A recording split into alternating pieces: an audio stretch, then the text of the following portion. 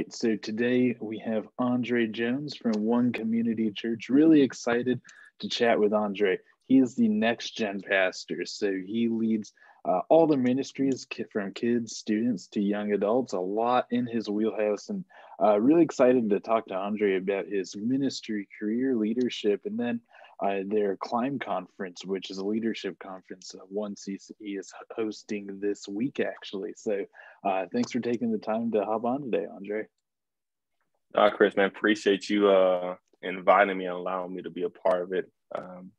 Great to meet you at CPC a couple of days ago. We've done some emailing, so it's always good to see people in person. And then now Zoom is like the second version of in person. But I'm super grateful for allowing me to be a part of this.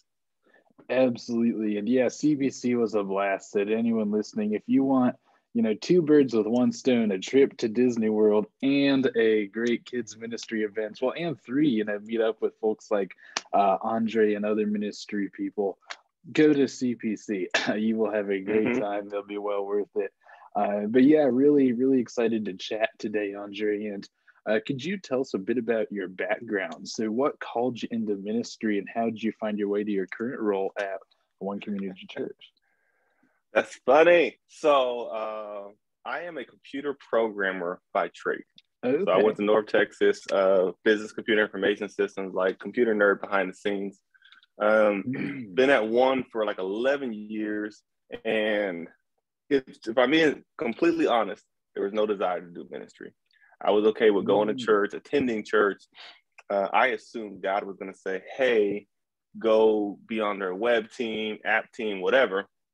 And some type of prophetic way, he was like, no, you're going into kids ministry. And so I still remember Steve Fagan invited me to serve. And I was like, I don't know. And he's like, we got computers. And so I came over to the ministry, started as a small group leader in first and second grade, and fell in love with it. I love kiddos, love impacting that generation, love high energy fun. So there's a guy that made it fun for me. And then I had another mentor that came in that kind of gave me the leadership, theological side of it. And I was like, I can see myself doing this because I spent more time thinking about ministry than I did my actual job. They're like, hey, what are we coding today? I was like, I don't know. I think I'm teaching this weekend on like John 3:16. They're like, what are you talking about? So awesome. I fell in love with it, man. And I've been on staff for 5.5 years now and don't see that changing. So I love it. Yeah, well, that is great and quite a transition there. And because, computer science, engineering and stuff, big shift to kids ministry. But pulling on that thread, I love what you said. It's like, hey, how did we know it was time? Well, we care more about that. We think about that more. What are some other key signs that it may be time for a shift into ministry from one's, other job? Yeah. And I don't even know if you got to leave your job because I think bivocational ministry is becoming huge now. But I think one is being tuned to, one, actively serving, right? So I think you got to start someplace, at least start serving. Two is affirmation from other leaders. And so I've had people come in and say, I'm going to work here. And anybody that tells me that, they're like, no, you're not. No, you're not. Because who affirmed you? Who groomed you? Who did you serve under prior to that to where you can even see? So I spent 2.5 years serving under our children's pastor, learning the ways before I even got an opportunity to get a job. So it wasn't like I had to learn at that moment. I had already been doing the work prior to it. So spend time, get affirmation, start somewhere. And then, I think you can do it bivocational if you need to. But I think the turning point was, I'm telling people, trust God with all your heart and lean not on your understandings, and He'll order your paths, right? I'm preaching that and telling them that, and here I am, clearly in this ministry thing, needing to do it, and I'm like, I don't know. So how dare I doubt God and what He can do? And so we prayed, we fasted, and the final go ahead with my wife. She was like, you need to do it. And I was like, everybody was saying it and you're in agreement with it. I said, I'm for it. So I did it. I love it. It's been amazing. Awesome. Yeah, well, that is great. And great your wife was into it as well, because that can be something, definitely hard if like your partner's like, hey, not really up for big life shifts right now, especially, when you might be in the past. So you might be just getting started, like, especially if you're new to your career. It's like, hey, we just Right, got right. this job. So yeah, but love to hear that. And then, so you've been in ministry for 5+ years. Really exciting to hear. So you've seen a lot, especially like a bunch of changes recently. Mm-hmm. So at the Climb conference this week, you'll be talking about building a ministry model. Could you elaborate on that? Yeah, we're doing a lab, and it's called Next Gen Model. And so we'll focus on Mm. kids, students, and our young adults. And some of it, and I'm actually going to finish my notes tonight because they're due Awesome. tomorrow, and so I'm trying to be on time, aka late. But really, what I'm going to emphasize is on this idea of asking a question, a couple questions. One question is, are we preparing kids for a world that actually exists? So are we preparing people Mm. for a world that actually exists? Because you hear a lot of people say, like, well, I did this because, or in my day, we did this. And a lot of those things no longer exist. When we're talking to kids ministry, people will say, oh, we went outside and played. Y'all are just on your headphones all day.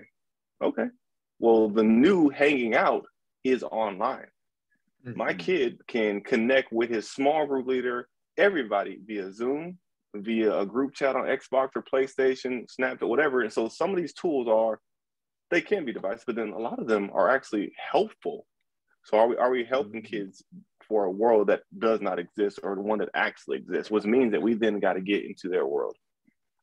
Two is if if all that kid had or that student had was that one weekend with you, what would they leave with? What would they learn about Jesus? Or are you saying that, hey, you've got to come here for 5 weeks to be fully fulfilled in Jesus? You may not get that time. So what are they going to Mhm. come enjoy so much that then says, you know what? I want to know more about this Jesus that you speak about. Mhm. And then I think lastly, man, is just this: what model are you doing for your church? Are you and I heard it on a podcast and it was great. It's like, are you the church that tries to replace the parent? Meaning that we're gonna be everything. Are you the church that tries to act as a vitamin to the parent? Meaning like we're Mhm. supplementing stuff for you, or are you the type of church that partners with the parent? Meaning that we realize that they have the majority of the time. So let me partner with you, which means that I'm not trying to fix you. I'm not trying to get what's lacking, but I'm trying to equip my ministry leaders to partner with you so that you can ultimately be the best parent. And I think that's the model that we have to go with because Mhm. we saw that during the pandemic, parents had more time than we ever had. Yep. And kids only come twice a month now. And so with the other time, let's equip parents and partner with them rather than taking their place, spoon feeding them, or like to say, just trying to throw them in the laundromat and get it all clean. Absolutely. So that's like the 3-minute version of what we're going to do. Awesome. Well, it'd be awesome to hear the full version. So thank you for sharing the cliff notes with us today, Andre. And yeah, those are some really big points there. So one, a world that exists today, like none of this like back in my day talk or anything like, hey, this generation's awful because X, Y, Z. Yeah. Focusing on what kids are going to relate to because what's important to them is really the way to go. And I think a lot of leaders are finally realizing that now, prioritizing that. So that is good, but always good to stay focused on it. But want to pull on two separate threads there. So you mentioned, hey, what if this kid they just show up this Sunday? What do you want them to leave with? Mm-hmm. That's pretty heavy. It's like, hey, how do we get a kid that's coming here one Sunday to start thinking about Jesus, wanting to learn more? What are the top things you recommend doing or focusing on in order to get those Mm-hmm. thoughts flowing? Yeah. There's a book. Andy Stanley, Deep and Wide. Yeah. And in the book there, it talks about irresistible environments, and there's 3 questions that they ask. And we ask these questions. Literally, I was teaching our team this other day. I wrote it down. It's like, number 1 is it appealing? Is the environment appealing? So when you walk into your environment, whether that's online or in person, is it appealing? So if a kid walks into your room, they're like, nah, no, they're not gonna want to come back. They need to be excited. Like, no kid, you talk about, CPC and Disney, no kid goes to Disney and is like, darn, they had fireworks. Like, they're excited, like, darn, Mickey came through, darn, Ratatouille walked through. Like, nobody's like, ah. And so is it appealing? Is it clean? Is it neat? Is it reach the community or the audience that you want to? So is it appealing? 2, is the content helpful? So parents more so are coming to your church because they either realize that this is good and I want my kid to be raised up in church, or 2, there's an issue that they need help with. And so they'll come and say, hey, I was raised up in church, they go to church. Or we have a need. I need a mentor. I need my kid to learn more about God's word. He's struggling in school. He doesn't have friends. There's all these things that are happening. They're looking for that. So is the content helpful? So the parent leaves. Do they leave and they're like, oh, it was good, it was fun? Or did they leave and your kid is like, oh, we learned about this, and here's how we can utilize it at home starting today. I don't have to wait for next Sunday. I can utilize this card, this website, this resource today in growing.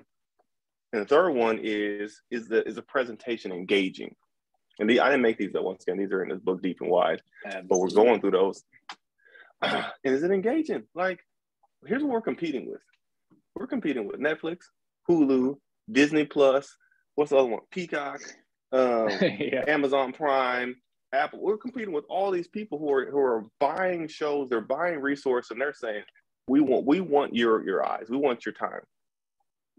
So then they're going to come to church, and if we're just not wasting our time, but if we're only just saying, put up Teacher A this week. All right, what's Teacher A going to do different? What's going to be exciting about it? What's going to be, if you're doing worship, what's going to be great about the worship? What's going to be great about the message? What's going to be great about the welcoming? So is that presentation engaging? That's going to say, come on. There's no more luxury of and I knew I've wrote about this, like there's no more conviction of I miss church. Like I miss church.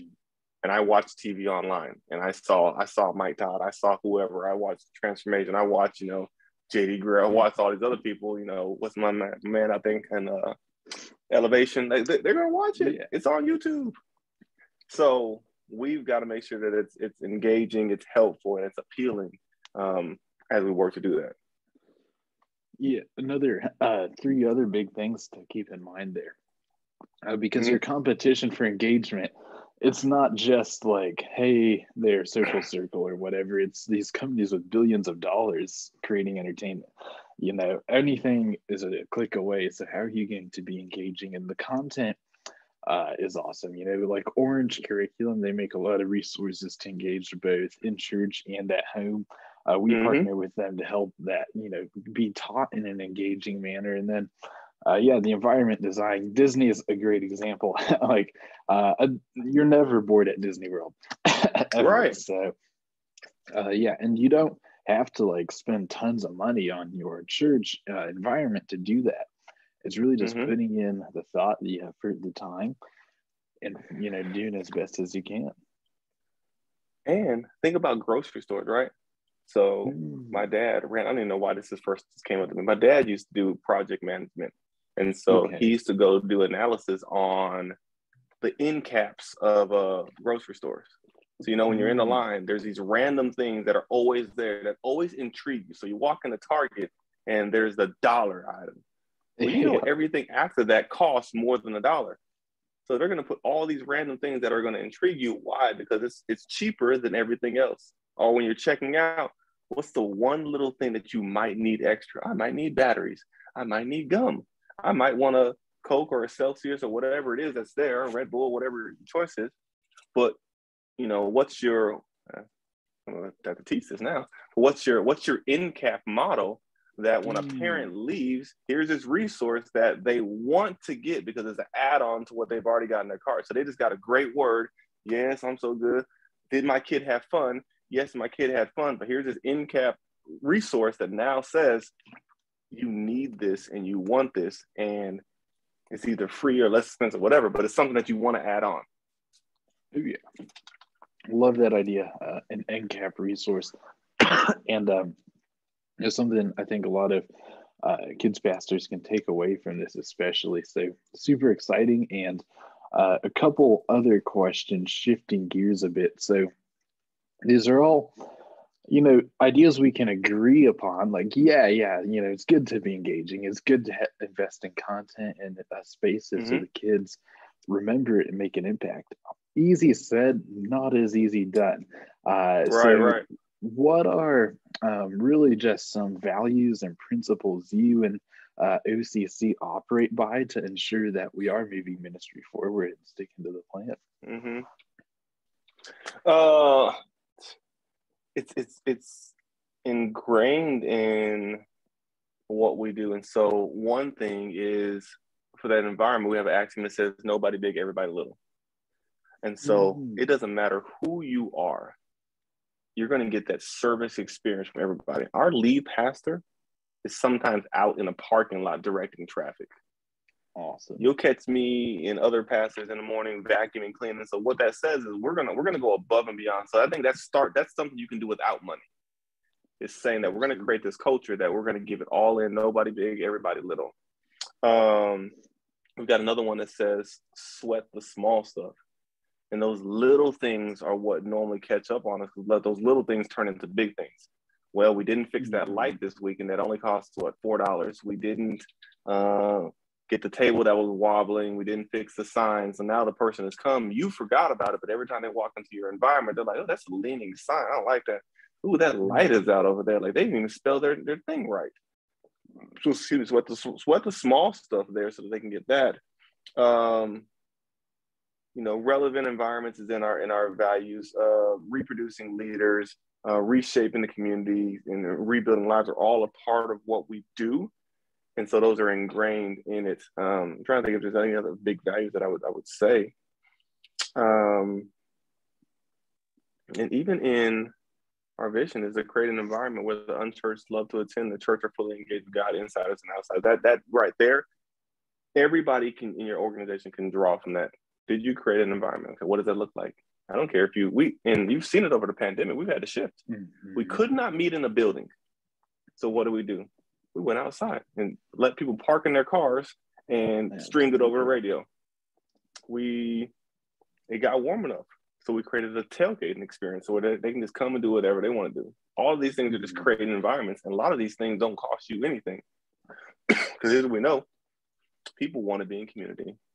They want to be a part of something. And so how do we do that? And I think the biggest thing is just to start small. Because I think, to your point, is you can hear all these things like, well, they must have like money, but it starts with a small thing. I don't care. Put some balloons up. They get a kid excited. Go to Party City after when they have their sale and buy all their costumes and wear a costume one weekend, But don't say no before you put the work in. We're often too quick to say no, it won't work, before we even ask questions or look for different resources. Could not agree more there.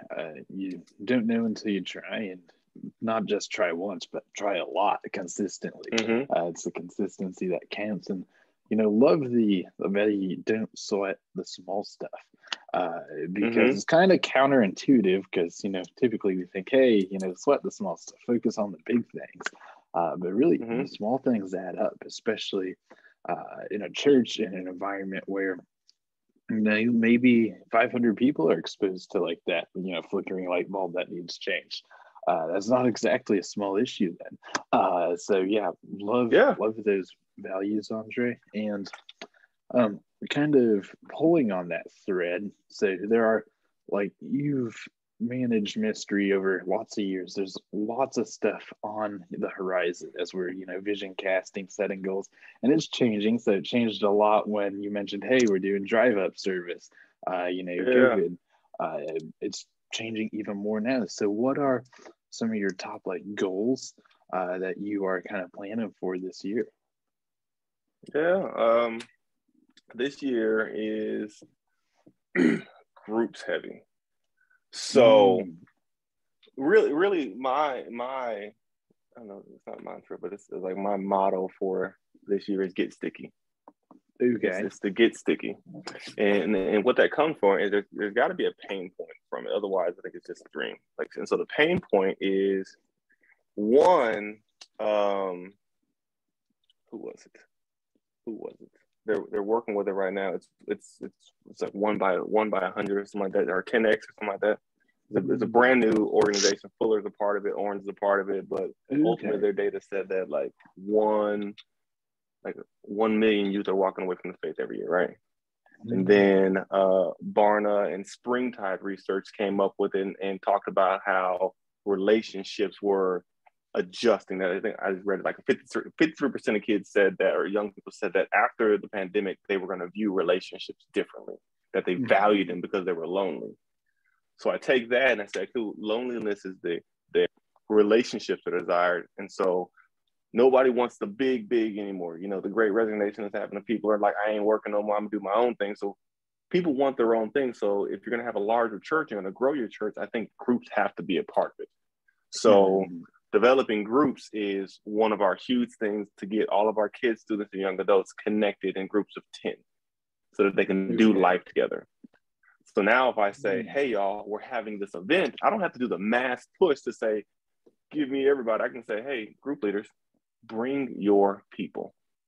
And now there's a personal invite to that.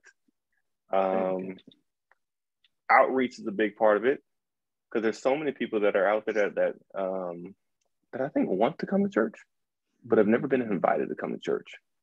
So we've got a pretty, I don't even know what the number is, but it's pretty crazy goal. We try to do somewhere in the range of 1,000 invites a week across all 5 of our campuses. So if you're in Target and you're just shopping for your clothes or anything, you're out like, hey, what you doing? You want to come to church? But people are waiting. So groups, outreach, and then leadership development. We lost a lot of people over, the past 2 years.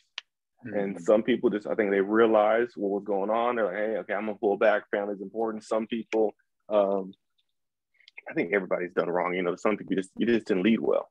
And so if we're going to be able to get that outreach goal, if we're going to be able to get those groups goals, then you got to have leaders and volunteers. And I think you have to lead volunteers totally different this year, or even going forward. I think empathy is huge. There's a book, I don't know what the book is, but I can try to find it. But it is Love's Well. But it's ultimately talking about can you see my shoes and then walk in my shoes? And that's what people want to know. So the whole idea of just come serve. Well, do you know what it took me to even get here? Do you know that I had a flat tire? Do you know that I've got 2 kids that are 4 and 6 years old? Do you know that I'm a single parent? Do you know that I work as a CEO and I only have an hour and I'm giving you my hour? So can you see where I'm at and then walk in those shoes with me? Opposed to, hey, here's your planning center deal. You're scheduled for first and third at 9 o'clock. People, I think we have to empathize with people. And if we don't, they're not going to stick. They're going to find something else because they want to be cared for. So that was a lot into the 3, but ultimately groups, reaching people, and then leaders and volunteers, like my big 3 pillars that I'm going after. Absolutely. The touching on all 3 of those. So the groups, I'd rather have 10 close people, or 9 if it's a group of 10, than 100 kind of close acquaintances. So that's awesome. And then there's, like you said, the added benefit of, hey, instead of sending out an email to 100 people, I asked 10 group leaders to say, hey, can you bring your group this Sunday? And love the outreach and having a weekly outreach goal. The goal is awesome, and 1,000's awesome, but if you're listening to this and you want to try it, you don't have to set it that high. But yeah, like you said, people are waiting to get invited. Like they might be thinking, yeah, I should go to church, but it's like, well, what if I don't know you can come with me? What if, so many what ifs that might pop up. Like, what if no one notices I'm there and it's awkward? So inviting someone you're erasing all those objections. If you think of it maybe like sales, there's like your sales objections. Well, your magic eraser, it's going away. And so that is, that's something I think really underrated we can focus on. And then the empathy with volunteers, that's probably the best way to retain a volunteer is being empathetic with them. What are some ways you focus on recruiting volunteers? Oh yeah, okay, like big question. It's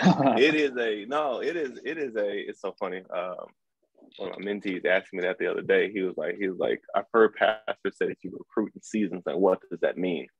And I was telling him, I was like, I think you recruit certain people for seasons that you might need. But recruitment is a lifestyle. It's not a one-time deal. So I am big on a personal ask, meaning that I'm going to just personally go ask somebody. But that means I've got to be present and not busy to do that. So if I'm trying to manage all this stuff over here, I can't have a conversation with you because it's going to come off as rude. So I got about 30 seconds to say, hey, Chris, what's going on, man? How was service? Oh my God, service good, dude, great, man. And if I know the sermon, I'm gonna try to tag something along with it. And when Pastor said this, it was so good. Yeah. Hey, don't mind about it. Like, are you plugged in anywhere? And if you are, oh yeah, I've been serving with the parking team. Or oh, cool, dude, good, man. If you ever know anybody, or whatever, just let me know. Or what you normally get is I was just thinking about it, or I filled out a form and nobody reached out to me. So a personal ask. 2, anytime we have an event, any type of registration, there's always a question that says, can we get you involved? And not just volunteering, but can I get you into a small group, membership, baptism? Do you need prayer? Those are listed on, there's going to be some variation of those listed on every form. Because what person, it's just like when you're in your shopping cart, do you want to add more? Yeah, I want to add more, unless it costs money, but this don't cost you nothing. This is free. So sign up here and get it there. Occasionally we'll do big pushes from the church. Say, hey, everybody fill out this card. But you know how it is. You're sitting there, am I going to fill out this card? Probably not. So those personal ask, using your forms, then using the main church. But then also we encourage our team. We ask the question, say, who's here that should be here? Who do you know that should be here? Because once again, it goes back to the groups things. People like to serve with people they know. And so it is, and I've seen this bigger with my young adult ministry, is that they'll be a part of our young adults ministry. And then all of a sudden they're like, oh, can I bring such and such? And the fact that you had to ask me, can you bring somebody? I'm like, what do you think this is? Like, come on. But people want to know, like, can I bring this person? So yes, and now that person is serving, now there's community, and now they're going to bring more community to it. And it no longer is it just a task, but it is a family that I serve with. And so doing those well, but then loving people, caring for them, training them well, and celebrating what they do. Because nobody wants to just come there and serve, and they're just like, here we go again. But no, tell somebody, hey man, like the way you got down with those third graders was amazing. The way that you greeted that family was amazing. The way that you handled that 2-year-old after that blowout was amazing. I wouldn't have done it, but you did it. I appreciate you. So love people and pay them in their currency. Absolutely. Yeah, the recognition, really important to do it personally too. So those are great tips. And I love that the quote you had at the very beginning there, which was recruiting volunteers is not an activity. It's not a box to check. It is a lifestyle. Right. And, there's some things we might end up needing in a volunteer storage. We got our fingers crossed. We're praying that, okay, hopefully this big push gets us all the volunteers we need, but really just focus, like you said, building it into your systems, your forms, even your daily conversations. So much great info, Andrae. So thank you for sharing so much. Before we wrap up, what are you mentioned a lot of books sporadically. So what are maybe like the top 1, 2, or 3 books that have really impacted you as a ministry leader? And then what other advice would you offer for ministry leaders? All right. And the reason I'm looking over to the side, my bookshelf is over here. Number one is, what's this dude's name? Gotta find it. It's Ordering Your Private World. I read it every year. Ordering Your Private World. Don't read it unless you want to get wrecked, because he's gonna attack you. But at the end of it, you're like, let me get my life together. Ordering Your Private World. That's on the personal side. Number two is Hero Maker, Dale Ferguson. And ultimately he asked the question of, am I the hero or am I creating heroes? And so it shifted. I read that at the time where we were launching the campus and one of my best leaders was going, and I was mad. I said, no. If they leave, there's a hole. And after reading that book, I'm like, if they leave, you just created a hero that will create other heroes. And at least you got to spend the time with them. So personal, Ordering Your Private World, leading others is, what's it called? Hero Maker. And then there's got to be a third one. You can't just end on two. The third one that I love is John Maxwell's 5 Levels of Leadership. Okay. I just love it because you gotta, I'm gonna butcher them all, but it's like people, production, position, pinnacle, and permission. So they follow you first off your position, then they give you permission, then it's what you have produced, then it is what you've done in the ministry, then it's like the pinnacle is like you were just like the boss level leader and we want to follow you. So those are 3 books. Then you say, what else would it be? If you're not listening to podcasts, like, come on now, it's free. If people talk too slow or whatever, put it on 1.5 speed. If they talk too fast, slow it down. You can do it on a run or a walk or a bike ride. So podcasts are huge. Get into all these kids ministry Facebook groups, because I guarantee you somebody's going to drop a question one day that you're looking for the answer for. Follow some of the great people on Instagram. You mentioned Orange, and so Orange is always dropping great stuff. Deeper Kidman is always dropping great stuff. Ministry Boost is always dropping great stuff. All those different resources. And come on, man, Chris, you over here dropping stuff too. Go read your blog and find this other information out there as well. But go search. Everything's just not going to come to you. So go search for it and find some great people to follow. And when you have, and I'm gonna say this, it's gonna sound weird. When you have a good question, ask them. And the reason I say when you have a good question, don't send them something that you can Google. Like, hey, what curriculum do you use? Google that. But when you have a legit great question, hey, I see that you're doing this well. I would love to have a few minutes of your time to see what we can learn or to just glean from you. So I reached out to somebody I don't know, it doesn't matter. I reached out to somebody and they told me they couldn't meet with me for a month. I was like, what? But I could not wait for that month. I went on the calendar thing. I set it up. When they got there, I had a whole notepad of questions. I honored their time and I learned so much from it. Now, if I want to reach out to that person, they're like, well, anytime you have something, just call me or text me. But don't call and text them for nothing. Still value their time, honor it. But if you're not going, I'm telling, I get all past. It's funny. My pastor just talked about this the other day. But if you're not reaching out to somebody who's way above you, like, how are you going to learn? How are we going to grow? So go to somebody and ask them a good question. Wait to ask before you have a good question, a non-Googleable question.